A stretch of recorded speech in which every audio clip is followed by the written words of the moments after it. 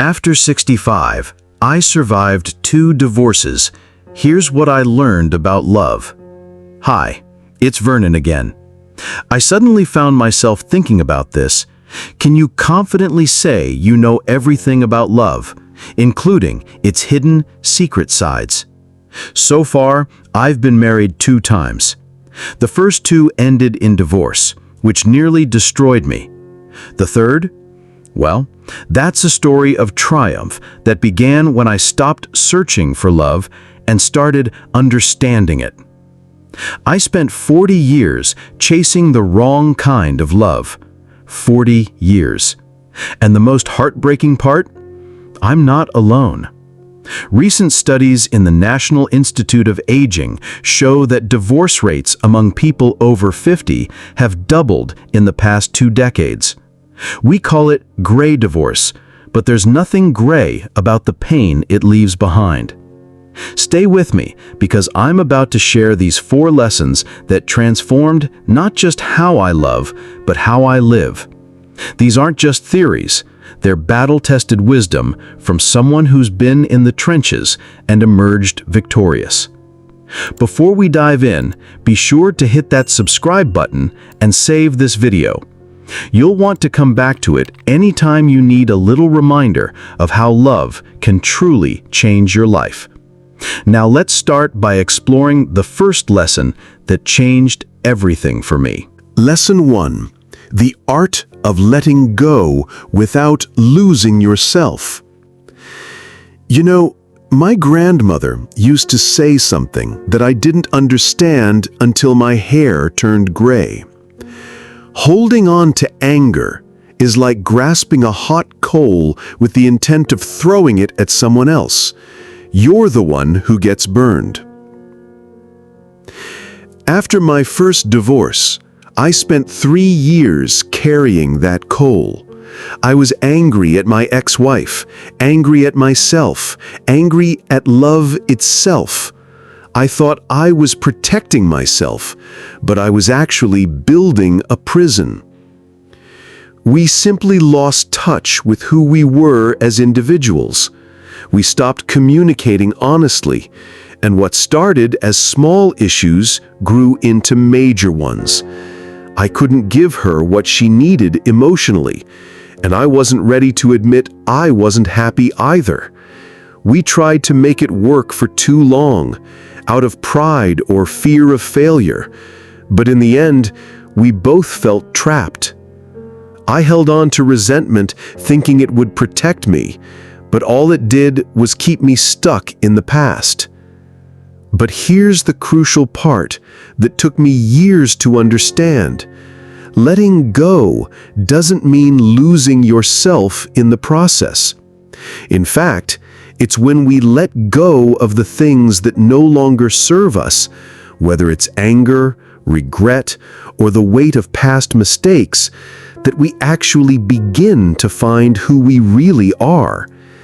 I spent so many years thinking that holding on would protect me, but in reality, it was only when I released that grip, faced my fears, and accepted the reality of my past that I started to reclaim my true self. Letting go didn't make me weak. It made me stronger, more whole, and ready to step into a future where I could truly grow. Dr. Kristen Neff's research on self-compassion shows that people who practice self-kindness recover from relationship trauma 40% faster than those who don't.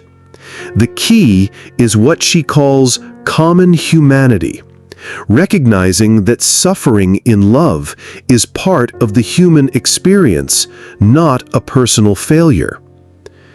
Every morning for 6 months, I wrote down 3 things I was grateful for from my failed marriages. Not the outcomes, but the lessons. I'm grateful for learning to communicate my needs. I'm grateful for discovering my strength. I'm grateful for knowing what I won't accept. At first, it felt pointless, But over time, I stopped focusing on regret and began seeing each failure as a lesson in growth and self-awareness. This practice rewired my brain from focusing on what I'd lost to what I'd gained. I stopped seeing myself as a victim of circumstances and began seeing myself as a person who had gained insight, resilience, and wisdom. By acknowledging the lessons, I began to heal in a way I never thought possible. I realized that the pain wasn't the end of the story. It was part of the process of becoming who I was meant to be. And that shift, that's when I became ready for real love. It wasn't about finding someone else to fill the void left by past relationships. It was about finally becoming whole within myself, knowing my worth and understanding what I truly needed from love. Only when I fully embraced the lessons from my past did I open myself up to the possibility of a healthier, more fulfilling future. Don't rush this. True healing takes time, but it's the foundation everything else is built on. We've explored the power of letting go and the importance of self-compassion.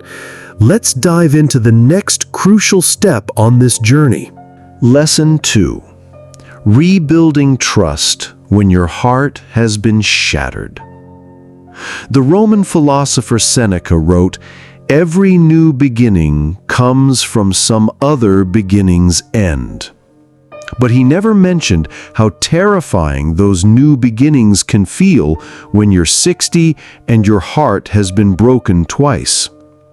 Once you've learned to let go, you face an even greater challenge. How do you trust again when trust has been shattered? I remember my first coffee date after my second divorce. Her name was Linda, and she was lovely, kind, intelligent, with laugh lines that spoke of a life well lived. But as we talked, I found myself analyzing every word, looking for red flags, building walls before she even had a chance to disappoint me. I was so focused on protecting myself that I forgot to be present with her. That's when I realized something profound. Trust isn't something you give or receive. It's something you build, brick by brick, day by day. And it starts with trusting yourself. My friend Robert learned this lesson the hard way. At 64, after a marriage that ended when his wife left him for another man, Robert was convinced he was a poor judge of character. He'd say he can't trust his own judgment anymore.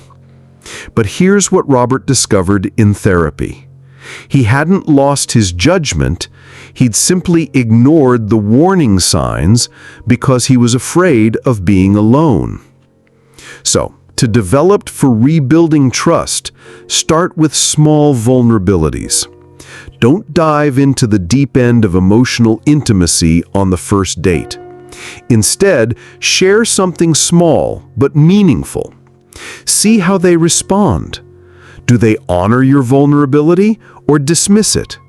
Do they reciprocate appropriately or overshare? I call it graduated trust, like physical therapy for the heart. You start with light emotional weight and gradually increase as your confidence grows. The second part of rebuilding trust is learning to trust the process, not just the person. Love isn't a destination you arrive at, it's a journey you take together. There will be bumps, wrong turns, and moments of doubt. The question isn't whether challenges will come, it's how you'll face them together. Are you ready to take small steps toward trusting again? Leave a comment to share your thoughts or experiences, how you're embracing vulnerability. Remember, courage isn't the absence of fear, it's feeling the fear and choosing love anyway. This connects directly to what I'll share in the next lesson about emotional maturity, because trust and emotional growth are inseparable. You can't have one without the other. Lesson 3. The power of emotional maturity in love. By now, you've learned to let go and begun rebuilding trust. But here's where many people over 60 stumble. They mistake emotional intensity for emotional maturity. In my first marriage, I was looking for someone to make me happy. In my second, I was already happy and looking for someone to share that happiness with. That's emotional maturity in action. It's the difference between needing someone and choosing someone, between demanding love and offering it, between trying to change your partner and accepting them while they grow. Emotional maturity means understanding that love isn't about filling a void or fixing each other. It's about supporting each other's growth. It's recognizing that love isn't always about grand gestures or intense feelings, but about quiet moments of trust, respect, and patience. At this stage of life, you realize that love is a partnership where both individuals are whole and bring their unique strengths into the relationship. Recent neurological research from Harvard Medical School shows that emotional regulation actually improves with age if we let it. Dr. Laura Carstenson's work on socio-emotional selectivity reveals that older adults are naturally better at managing emotions and prioritizing meaningful relationships. We have a built-in advantage that younger people don't have. But emotional maturity isn't automatic. It requires conscious choice and practice. In my second marriage, I made the same mistakes as my first because I hadn't done the inner work. I was older, but not wiser. The breakthrough came when I learned to distinguish between reacting and responding. Reacting is immediate, emotional, often rooted in past wounds. Responding is thoughtful, intentional, based on present reality. Same situation, completely different outcome. That's emotional maturity. Owning your triggers without making them your partner's responsibility. Building on our earlier lessons about letting go and rebuilding trust, you can see how they all connect. You can't be emotionally mature while carrying old grudges. You can't build trust without emotional stability. And you can't create lasting love without all three working together. Think about your own emotional patterns. Are you reacting from old wounds or responding from present wisdom? The difference will determine whether your next relationship thrives or merely survives. If this lesson resonated with you, hit a like and send it with the people you love. Let's help those close to us understand the true power of emotional maturity in love and uncover the hidden layers that make relationships truly meaningful. This emotional foundation is what makes the final lesson even possible, because sustainable love isn't built on chemistry alone, it's built on character. Lesson 4. Creating love that lasts beyond the honeymoon phase. You've let go of the past, rebuilt your capacity for trust, and developed emotional maturity. Now comes the ultimate test. How do you create love that doesn't just survive, but thrives through the inevitable challenges of life after 60? The Greek word agape describes the highest form of love, selfless, unconditional, enduring. It's different from eros, romantic love, or philia, friendship love. Agape is love as a verb, not a feeling. It's what you do when the butterflies have settled and real life sets in. I learned this lesson through watching the love of my brother Harold and Ruth. Married for 52 years, they were in their 80s. Harold had developed dementia, and Ruth was his primary caregiver. I watched her help him with daily tasks, remind him of their shared memories, and hold his hand during his confused moments. That's agape love in action, choosing to love when love is a choice, not a feeling. But agape love isn't just about sacrifice. It's about conscious partnership. It's about building something together that's bigger than either of you alone. With Sarah, the woman I deeply and sincerely love today, we've created what I call intentional love, a love that's purposeful, planned, and practiced. We don't just hope our relationship will work, we actively work to make it thrive. Every Sunday morning, we have coffee and check in with each other. Not about logistics or schedules, but about our relationship. How are we doing? What do we need more of? What should we do less of? This connects beautifully to everything we've discussed.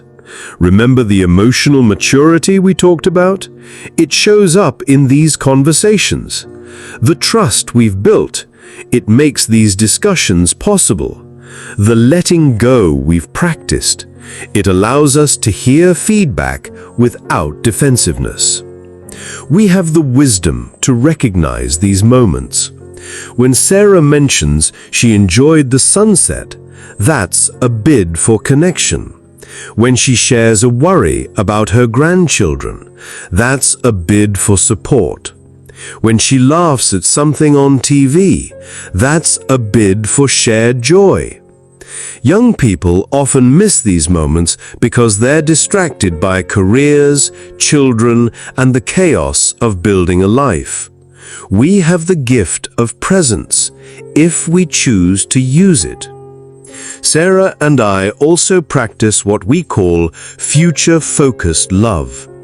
We don't just live day by day, we actively plan for the challenges ahead. We've discussed how we'll handle health issues, financial changes, and the reality of aging. We've talked about our fears and hopes for the future. This isn't morbid, it's realistic planning that strengthens our bond. The final element of lasting love is what I call legacy thinking. We ask ourselves, what kind of love story do we want to leave behind? What do we want our children and grandchildren to learn from watching us together? This bigger purpose gives our daily choices meaning beyond just making each other happy. Here's your action step. If you're in a relationship now, schedule a weekly check-in. If you're single, start practicing agape love with friends and family. Love is a skill that improves with practice, and the more you practice loving intentionally, the better you become at it. Remember, creating lasting love isn't about finding the perfect person. It's about becoming the loving person you're meant to be. As we near the end of our time together, I want you to imagine something. Picture yourself 5 years from now, having applied these lessons, letting go of old hurts, rebuilding trust, embracing emotional maturity, and creating intentional love. What does your life look like? How does it feel to wake up knowing you're living from wisdom, not fear?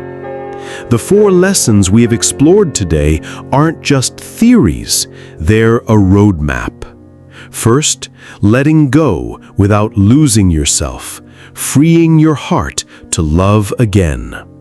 Second, rebuilding trust brick by brick, starting with trusting yourself. Third, emotional maturity, responding from wisdom rather than reacting from wounds. And finally, creating love that lasts, building something beautiful together through intentional choice. The Roman poet Ovid wrote, "Be patient and tough. Someday this pain will be useful to you." The pain of your past doesn't disqualify you from future joy. It qualifies you for deeper wisdom. It's taught you what you need, what you won't accept, and what you're capable of surviving. Now it's time to use that wisdom to create something beautiful. I want you to take one small step today. Maybe it's forgiving someone who hurt you.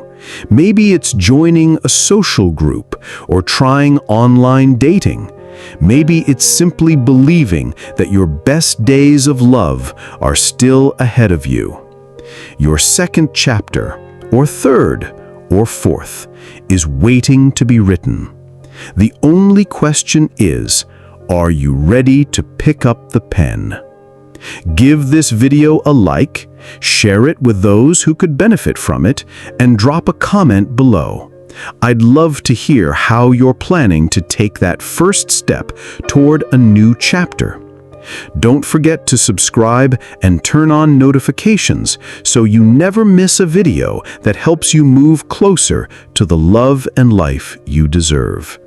You can also check out my other video, Find True Love After 70, Fall in Love Again, or A Path to Disappointment, to gain more insight into how love changes as we age and how to approach relationships in your later years with wisdom and confidence.